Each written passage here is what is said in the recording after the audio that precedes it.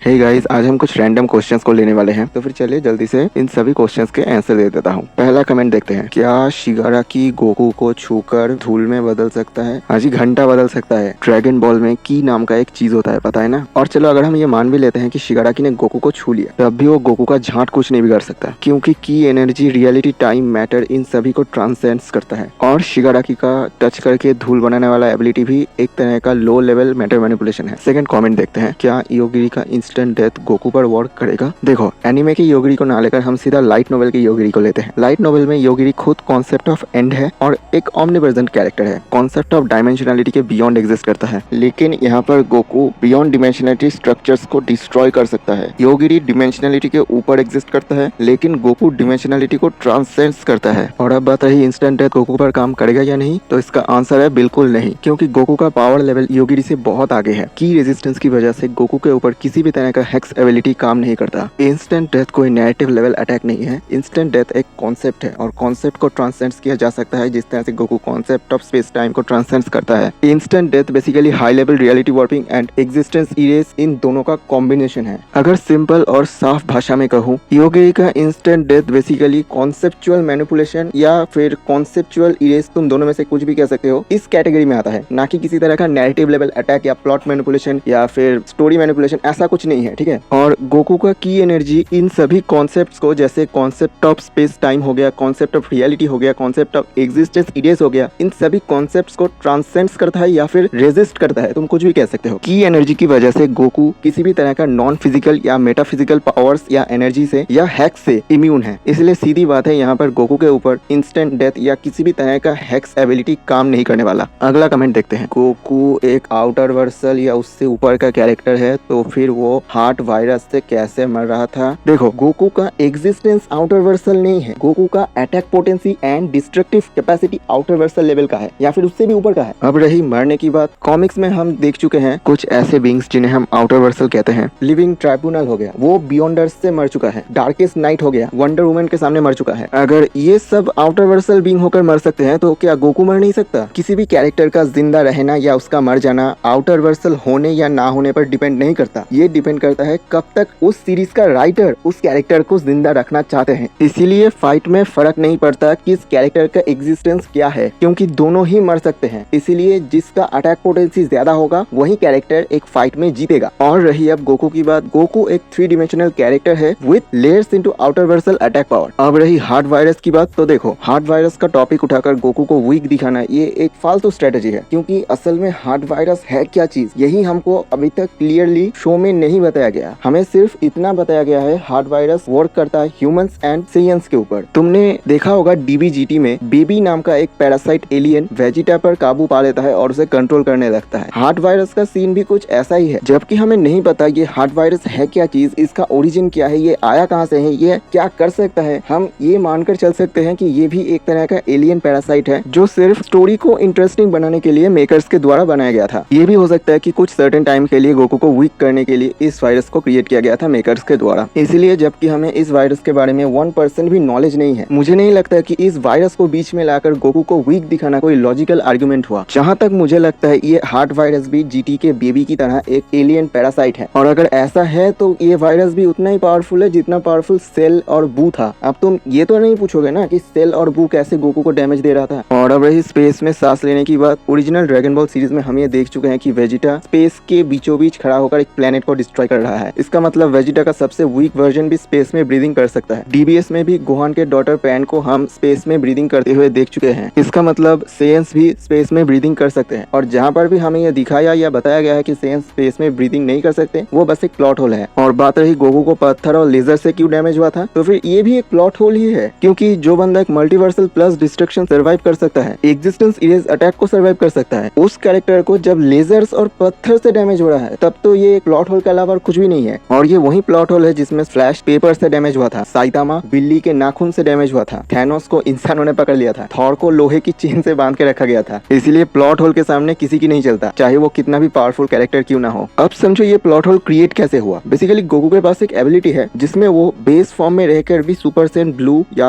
कोई भी super Saint form या अल्ट्रा इंस्टेंट की पावर्स को यूज कर सकता है, और इसका उल्टा भी कर सकता है, जैसे सुपर सेंट ब्लू या सुपर सेंट गॉड रेड या फिर नॉर्मल सुपर सेंट। इन सब फॉर्म्स में ट्रांसफॉर्म रहकर भी फिजिकली ह्यूमन के लेवल पर जा सकता है, जैसे human level strength, human level speed, human level durability. और यहाँ पर भी कुछ ऐसा ही सीन है, जब गोकू को पत्थर से डैमेज हुआ तब गोकू था तो सुपर सैयन फॉर्म में, लेकिन उस वक्त उसका गार्ड डाउन था और वो फिजिकली नॉर्मल ह्यूमन के लेवल पर था। और ये सेम केस लेजर के साथ भी है, जब गोकू को लेजर से डैमेज हुआ तब व्हिस ने भी ये कहा था कि मैंने गोकू को मना किया था अपना गार्ड डाउन करने से। इसका मतलब है जब गोकू को लगा कि फ्रीजा हार चुका है तब गोकू ने सुपर सैयन ब्लू फॉर्म में ही अपना गार्ड इतना डाउन कर लिया कि वो सीधा ह्यूमन लेवल पर चला गया, जिससे उसे लेजर से डैमेज हुआ। अब तुम ये कह सकते हो कि ये कैसे हुआ, ज्यादा से ज्यादा अगर गोकू कमजोर भी हुआ तभी तो वो ह्यूमन से पावरफुल ही रहेगा, लेकिन मैं तुम्हें कहूंगा ऐसा नहीं है। गोकू अपने विल के अकॉर्डिंग अपने पावर लेवल को मैनिपुलेट कर सकता है, मतलब गोकू अपने बेस फॉर्म में सुपर सैयन ब्लू का पावर भी यूज कर सकता है और अगर जरूरत पड़ी अपनी पावर को ह्यूमन लेवल या उससे नीचे भी ले जा सकता है। यही सेम सीन वो सुपर सैयन ब्लू में रहकर भी कर सकता है। गोकू सुपर सैयन ब्लू में रहकर भी अपने पावर को ह्यूमन जितना या उससे भी कम कर सकता है और अगर चाहे तो अल्ट्रा इंस्टेंट की पावर को भी यूज कर सकता है। क्योंकि जरा सोच के देखो, अगर गोकू अपने पावर लेवल को ह्यूमन लेवल पर नहीं ले जा सकता तो फिर उसने चीची के साथ घपाघप कैसे किया। चीची भी तो एक नॉर्मल ह्यूमन है ना। अगर वो सैयन लेवल स्ट्रेंथ लेकर चीची के साथ घपाघप करने जाएगा तब तो वो चीची का चीथड़े उड़ा देगा। ओके, तो आई थिंक गोकू को लेकर तुम्हारा सारा डाउट्स क्लियर हो चुका है और मैंने कमेंट जितना आया था उससे ज्यादा एक्सप्लेन किया है। और अगर तुम्हें ये वीडियो अच्छा लगा है तो वीडियो को एक लाइक और चैनल को सब्सक्राइब कर देना।